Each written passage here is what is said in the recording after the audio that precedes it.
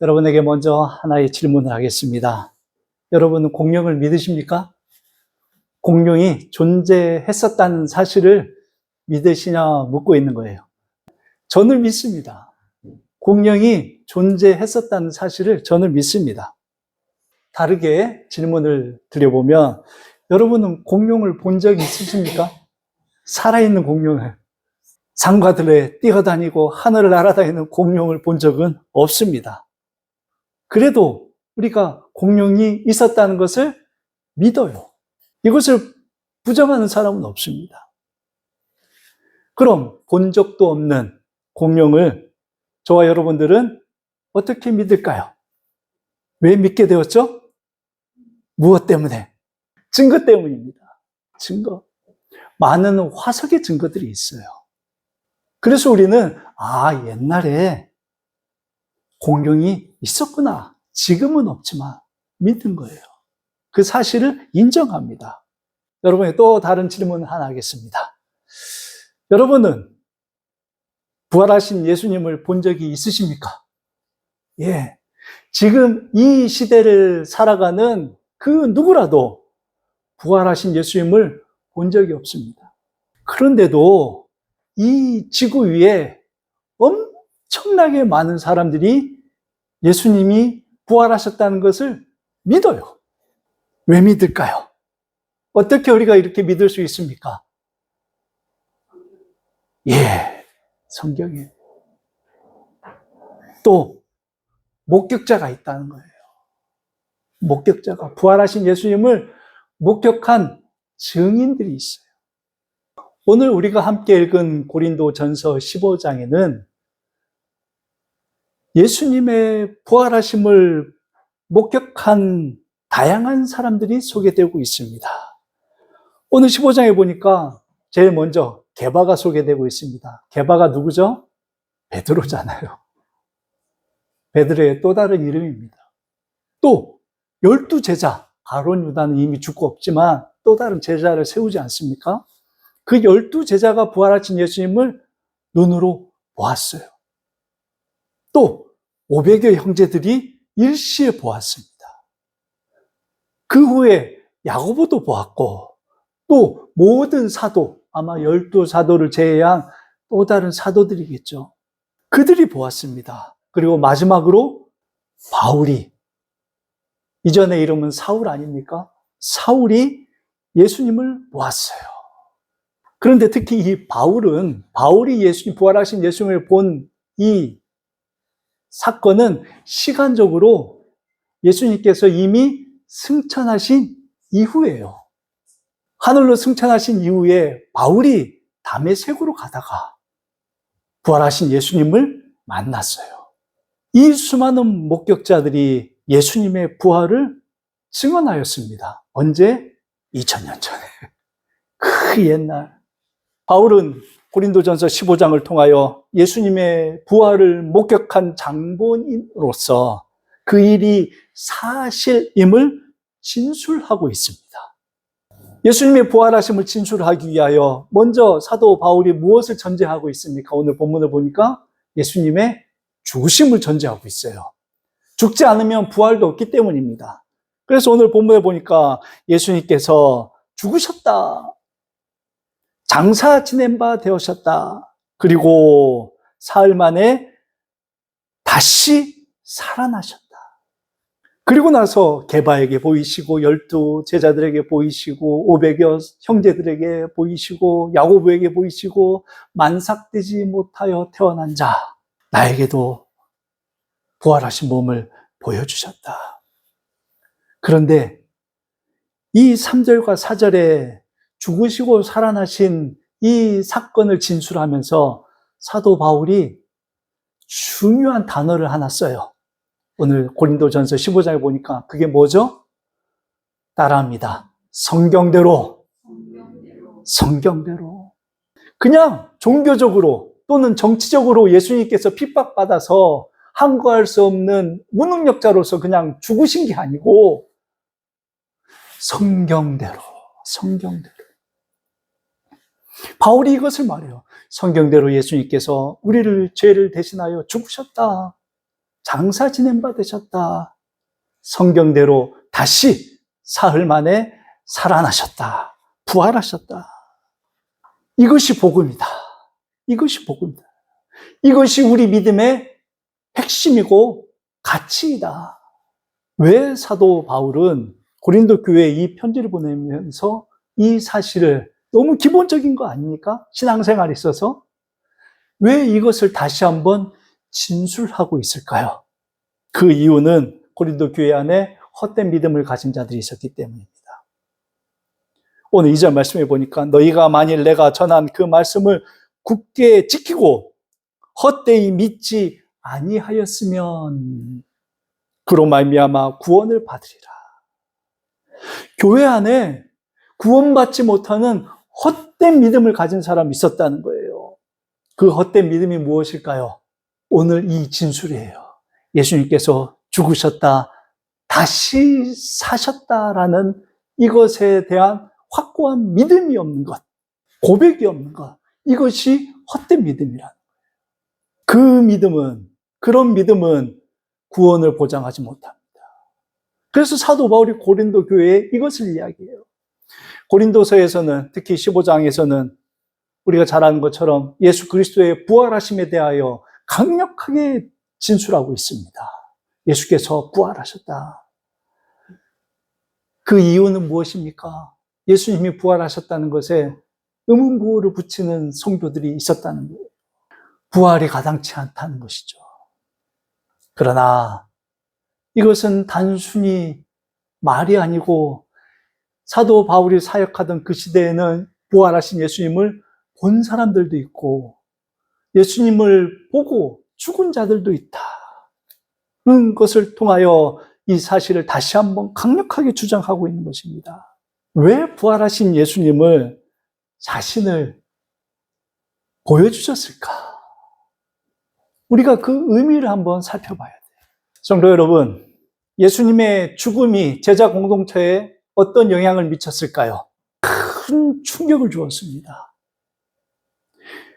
이 제자 공동체는 예수님의 죽으심으로 와해되었습니다. 뿔뿔이 흩어진 거예요.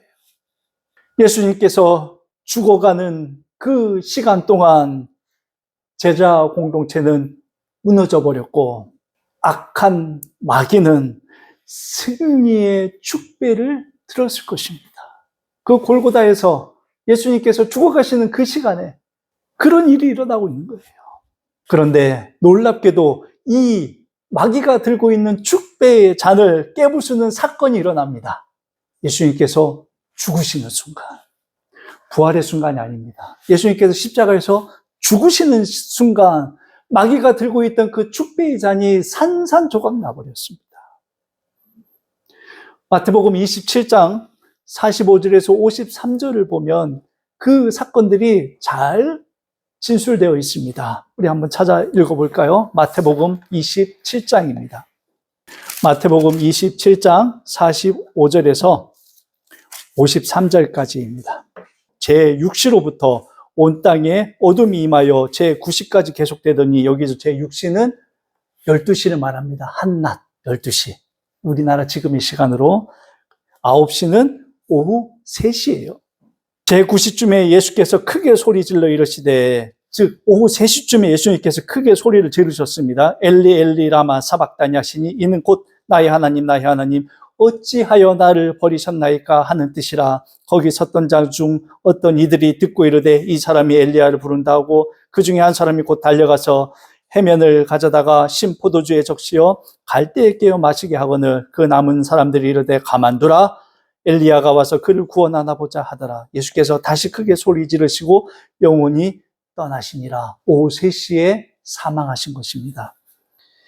그때부터 이 죽으시는 순간 놀라운 일이 일어나요. 그것이 51절이에요.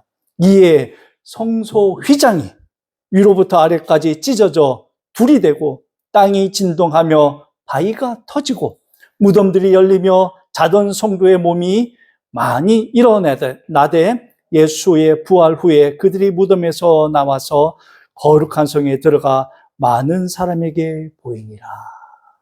예수님께서 죽어가시는 순간 어떤 일이 일어났습니까? 한낮 12시가 되자 어둠이 내려왔습니다. 그 3시간 동안 예수님은 엄청난 하나님의 형벌을 받았어요. 그래서 마지막 순간 엘리 엘리 라마 사박다니 어찌하여 나를 버리십니까? 이 소리를 지르시고 죽으셨어요. 근데 그 죽으시는 순간 예루살렘 성정의 지성소와 성소를 가리는 휘장이 위에서부터 아래로 찢어졌습니다. 두 번째 어떤 일이 일어났습니까? 지진이 났어요. 땅이 진동했습니다. 바위가 터지고 바위가 산산조각 난 거예요. 그러면서 예루살렘 주위에 무덤문이 열린 거예요. 그리고 그 무덤 속에 잠자던 성도들이 일어났어요. 그런데 재밌는 사건은 그들이 무덤 속에 여전히 머물러 있다는 것입니다. 소생한 성도들이 무덤 속에 머물렀어요. 언제까지? 부활하신 예수님께서 무덤에서 나오실 때까지. 예수 부활 후에 이들이 예루살렘 성전에 들어가 그들의 몸을 유대 사람들에게 보여주었습니다. 놀라운 일이죠. 우리는 이 사건에서 보아야 할 것이 무엇입니까? 부활의 증인. 죽은 자가 다시 살아났다는 것입니다. 이 기사는, 이 이적은 성도의 부활을 예표하는 동시에 예수의 죽으심이 죽음의 권세를 이기는 사건이었다는 것을 보여주는 거예요. 예수님께서 부활하시기 전, 즉 예수님이 죽으시는 순간 잠자던 성도들이 일어났다는 것입니다. 예수님의 죽음은 패배가 아니었습니다. 비록 예수님은 사흘간 무덤에 들어가셔야 했지만 잠자던 성도들이 부활을 예견하며 예표하며 잠에서 일어난 거예요. 그래서 오늘 보면 자던 성도들이, 마태복음에 자던 성도들, 죽은 성도들이 아니에요. 성경에 보면 늘 언제나 예수님께서 다시 살리신 자들을 잔다 얘기하지 않습니다. 그런데 우리가 여기서 명심해야 될 것은 이때 다시 죽음에서 일어난 성도들은 예수님과 같처럼 영광스러운 몸으로 부활한 것이 아니에요. 잠시 소생한 것뿐이라는 것입니다. 소생한 거예요. 이들은 다시 무덤 속에 들어갔어요. 옛 선지자들의 그 예언들이 성취되었다는 것을 우리는 알게 되는 것입니다. 오직 부활의 첫 열매, 즉 참된 영광스러운 몸으로 부활하신 이는 예수님이 유일하십니다. 그 영광스러운 부활의 몸으로 우리 예수님은 승천하셨고 지금 하늘 보좌 우편에 앉아 계신 거예요. 예수님이 죽으시는 순간 다시 소생했던 사람들의 행적은 우리들의 관심사가 될 수 없습니다. 이들은 다시 죽었기 때문이에요. 하지만 예수님은 다르다는 거예요. 특히 예수님께서 부활하시고 승천하실 때까지의 그 행적, 그 모든 시간이 며칠이었습니까? 40일이었습니다. 부활하신 예수님의 40일은 우리에게 중요한 의미가 있다는 것이에요. 여러분, 억울하게 누명을 쓰거나 죄를 뒤집어 써가지고 죽은 자가 만약 다시 살아난다면 가장 먼저 무엇을 할까요? 복수예요. 복수를 합니다. 자신을 억울하게 죽인 자를 찾아가 잔혹한 복수를 하는 것이에요. 성도 여러분, 눈에는 눈, 이에는 이가 우리 인간의 정서입니다. 그런데 부활하시고 40일간 땅에 머무셨던 예수님의 행적은 어떻습니까? 우리의 죄의 본성을 가진 우리들의 정서와는 맞지 않다는 것이에요. 부활하신 자신의 몸을 보여주신 그 대상들을 보면 알 수 있습니다. 우리 예수님께서 누구에게 보여주셨죠? 가장 먼저 부활하신 몸을 보여주신 인물이 누구입니까? 누구죠? 마리아. 안식일이 지나고 첫날 새벽 동트기 전에 아이고 돌문을 누가 굴려줄까 걱정하며 가던 여인들. 그런데 돌문은 굴려져 있고 무덤은 비었습니다. 너무 놀래 황망해 있던 그녀들에게 우리 예수님이 자신을 보여주셨어요. 그런데 이 여인들 어떤 인물입니까? 그 시대에 영향력이 없는 사람들이라. 영향력이 없어요. 우리 예수님께서 부활하신 그 몸을 당시 그 시대에 영향력 있는 사람들에게 보여주셨다면 그 파급 효과가 크지 않겠습니까? 근데 우리 예수님께서 그렇게 하지 않으시는 거예요. 아마 이 여인들은 예수님께서 부활하셨다는 것은 꿈에도 생각하지 않았을 것입니다. 생각조차도 안 하던 그 영향력 없는 작은 존재들에게 우리 예수님께서 부활하신 자신의 몸을 보여주신 거예요.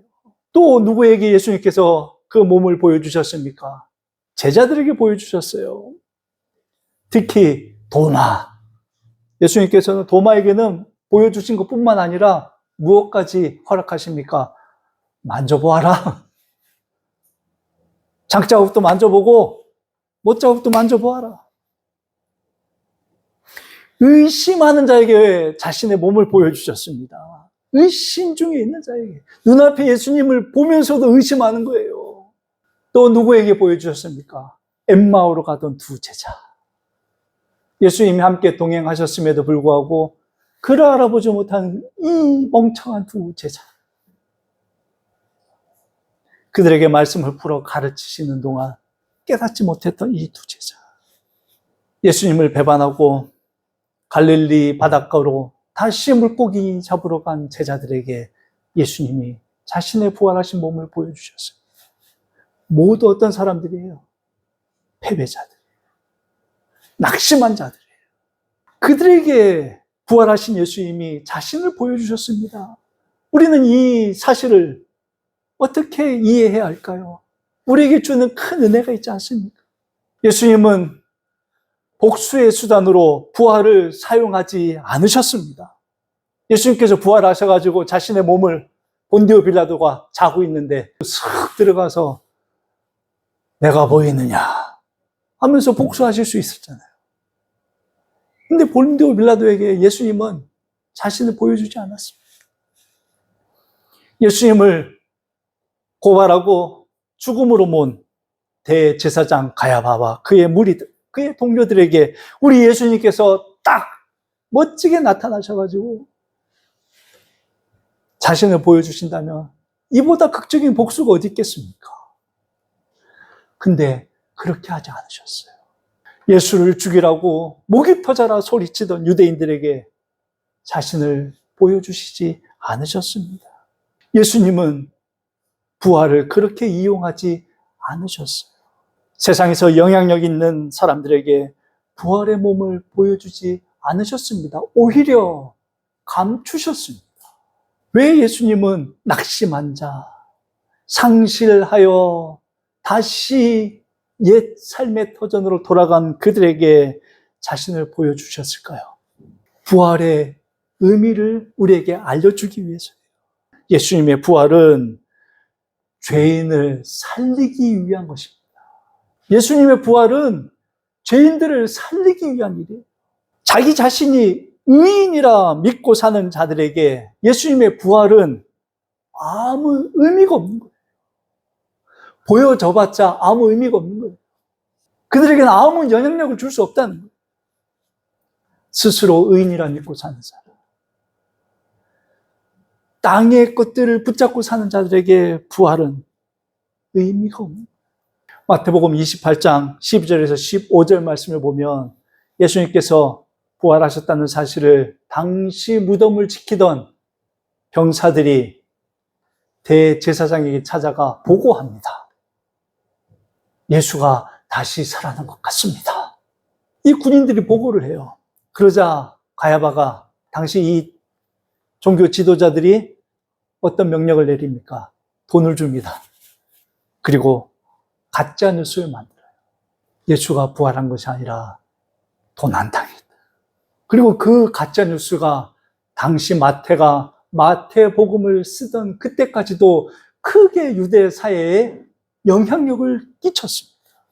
이것이 마태복음 28장 10절에서 15절까지의 내용이에요. 당시 유대 종교 지도자들은 부활하신 예수님의 그 사실을 보고 받았음에도 무슨 짓을 했어요? 가짜 뉴스를 만들어 그것을 부인하려 한 것이에요. 그런 자들에게 우리 예수님께서 부활하신 몸을 보여주실 이유가 없는 것입니다. 예수님의 부활은 죄인들을 살리기 위한 것이에요. 예수님의 부활하심은 또한 하나님의 은혜와 긍휼과 사랑의 문이 열리는 사건입니다. 스스로 의인이라 생각하는 자에게는 하나님의 은혜, 긍휼, 사랑이 필요 없습니다. 의인인데 그것이 왜 필요하겠습니까? 하나님의 은혜와 긍휼과 사랑이 필요한 자는 누구입니까? 병자들이에요. 스스로 깨달아 죄인임을 고백하는 자들에게 필요한 것입니다. 부활은 그런 사건이었어요. 하나님의 은혜와 긍휼과 사랑의 문이 온 세상에 모든 열방 가운데 열리는 사건이었다는 것입니다. 유대를 넘어 이방에게까지. 마치 긴 가뭄으로 메마른 대지에 댐의 문을 여는 것처럼 영적으로 메마른 심령들 위에 영생의 샘물이 터지는 사건이 부활이에요. 그래서 예수님은 죄인들에게 나타난 거예요. 낙심한 자들에게 나타난 거예요. 부활하신 예수님은 복수가 아니라 낙심 중에 있는 자들을 회복하시는 일에 몰두하십니다. 40일 그 일에만 몰두하신 거예요. 이 40일 동안 낙심 중에 있는 그들을 어떻게 하십니까? 다시 부르십니다. 물고기 잡는 베드로를 다시 부르세요. 그들과 함께 식사를 하셨습니다. 밤새도록 물고기 잡고 빈손으로 돌아오는 베드로와 그의 동료들을 위하여 우리 예수님께서 조반을 준비하셨잖아요. 그리고 그들과 함께 식사를 하셨습니다. 우리 예수님께서 또 무엇을 하십니까? 낙심 중에 있는 자들에게 가르치셨습니다. 가르치셨습니다. 함께 동행하여 주셨습니다. 자신을 보여주셨습니다. 만져도 봐라. 하나님의 사랑을 보여주는 것이었습니다. 그 상처난 몸을 낙심한 자들에게 보여주며 와라. 하나님이 이처럼 너희들을 사랑하신다. 이처럼 하나님의 사랑을 보여주시고 또한 낙심한 자를 회복하시는 것이 예수님께서 승천하시기 전까지 40일간의 이 땅의 삶의 목적이셨습니다. 그럼 예수님께서 40일간 이 땅에 사시다가 머무시다가 승천하셨습니다. 그럼 이 하나님의 사랑을 보여주시고 낙심한 자들을 다시 회복하시는 이 모든 예수님의 삶의 의미가 종결된 것일까요? 종결되었습니까? 아니에요. 종결된 것이 아니라는 것입니다. 이것이 예수님의 승천의 의미예요. 예수님께서는 승천하시고 우리에게 무엇을 약속하셨습니까? 내가 아버지로부터 보혜사 성령 하나님을 너에게 보내주시겠다. 왜 성령 하나님 우리에게 보내주셨습니까? 이 하나님의 사랑이 지금도 현재 진행형으로 진행되게 하시기 위해서요. 지금도 이 하나님의 사랑과 하나님의 목적은 유효하다는 것입니다. 언제까지 근데 유효할까요? 영원한 것이 아닙니다. 이 유효 기간이 언제까지일까요? 예수님이 재림하시기 전까지예요. 이것이 유효 기간이에요. 그래서 지금은 어떤 시대? 은혜 받을 만한 때다. 은혜의 시대. 지금도 예수님께서는 비록 승천하셨지만 성령 하나님을 우리에게 보내어 주셔서 하나님의 사랑을 보여주십니다. 우리가 얼마나 신앙생활하면서 자주 낙심하고 넘어집니까? 그런데 그 낙심한 상태에 우리가 머물러 있지 않다는 거예요. 무엇 때문에 그렇습니까? 우리를 다시 회복시켜 주시기 때문입니다. 우리 하나님께서. 그래서 지금도 이 예수님의 부활하시고 승천하시기 전까지의 우리 예수님의 삶의 의미가 지금도 우리에게 유효하게 적용되고 있다는 거예요. 예수님은 지금도 우리를 주의 몸된 교회로 부르십니다. 우리의 삶의 터전에서 다시 우리를 부르신단 말이에요. 예배의 자리로, 기도의 자리로, 말씀의 자리로 우리를 부르십니다. 세상에 빠져 허우적거리며 살지 말라고 우리를 또 부르시는 거예요. 세상 일에 지쳐 낙심하여 낭망 한가운데 있을 때 다시 우리를 회복시키시며 부르십니다. 그리고 가르쳐 주시고 깨닫게 해주시는 것입니다. 여기에는 또 다른 목적이 있어요. 왜 우리 예수님께서는 성령 하나님을 보내어서 우리를 다시 부르시고 가르치시고 회복시키실까요? 목적이 있어요. 이 설교를 시작하면 우리는 예수님의 부활을 본 적이 없습니다. 우리는 목격자가 아니에요. 들은 자예요. 들었지만 우리는 믿는 자예요. 그래서 사도 바울이 우리에게 한 말씀은 너무나 감사합니다. 믿음은 어디에서 난다? 믿음은 들음에서 난다. 1세대 예수 그리스도의 부활을 본 이후에 모든 사람들은 모두 무엇을 통하여 믿음을 얻었습니까? 들음으로. 들음으로. 당시 예수의 부활을 본 목격자들의 그 증언을, 그 진술을 들음으로. 그것이 지금까지 이어져 내려온 것입니다. 그래서 우리는 목격하지 아니하였지만 목격자인 거예요. 증인인 거예요. 우리들을 부르시고 가르치시고 다시 회복시키시어 세상 가운데 예수 부활의 증인으로, 목격자로 우리를 삼으신 것이에요. 부활을 선포하게 하신 것입니다. 이것이 우리 믿음의 핵심이기 때문이에요. 그것을 잘 보여주는 인물이 사도 바울이에요. 사도 바울이 당시 유대 종교 지도자들로부터 증서를 받아서 다메섹으로 갑니다. 왜 갔죠?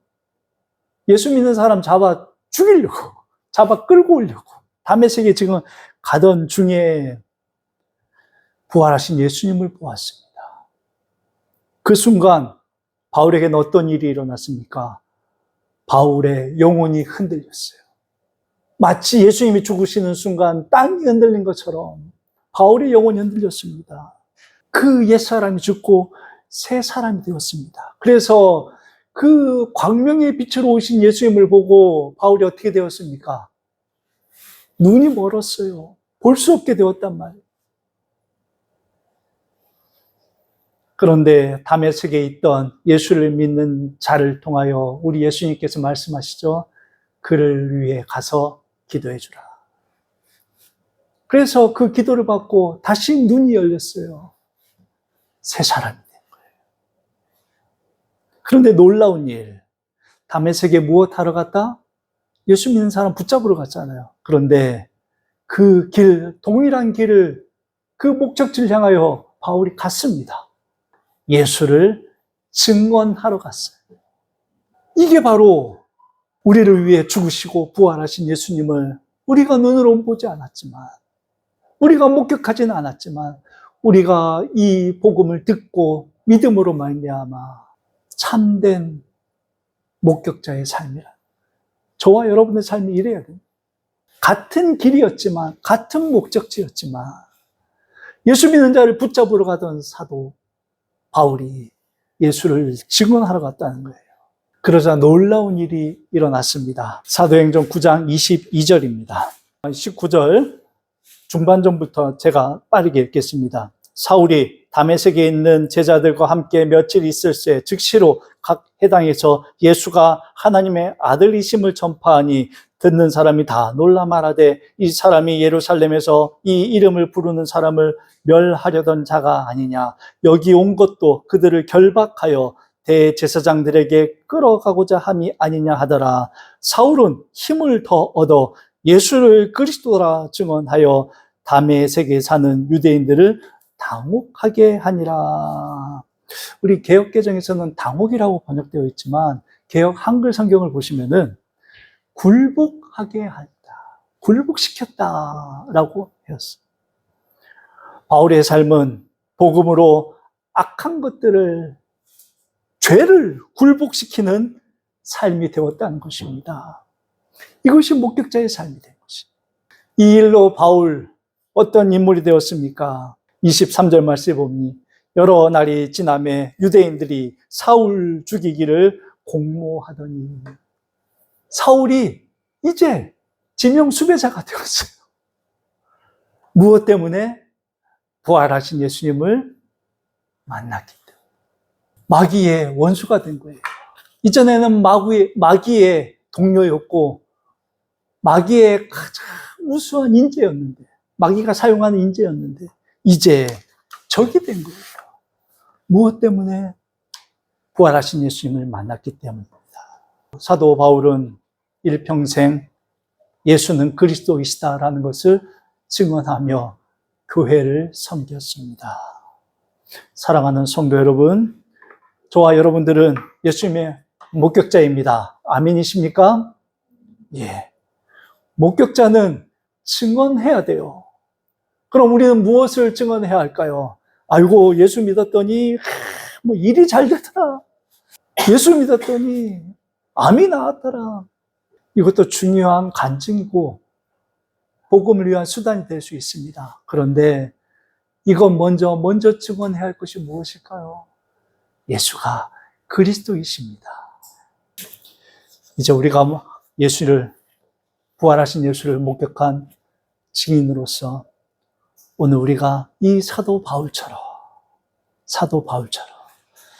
우리의 삶의 길은 같을 수 있습니다. 사도 바울이 다메섹으로 했던 것처럼 우리의 삶의 길이 변하지 않아요. 예수 보고 믿었다고 갑자기 우리의 삶은 똑같을 것입니다. 하지만 그 목적은 우리가 지향하는 것은 변화된다는 것이에요. 이 변화된 것으로 부활하신 예수님을 만난 자로서, 목격한 자로서 여러분 증언하심으로 수많은 죄로 인하여 죽은 영혼들이 이 복음 앞에 굴복하는 역사가 저와 여러분의 삶과 가정 가운데 넘쳐나시기를 주님의 이름으로 축원을 드립니다.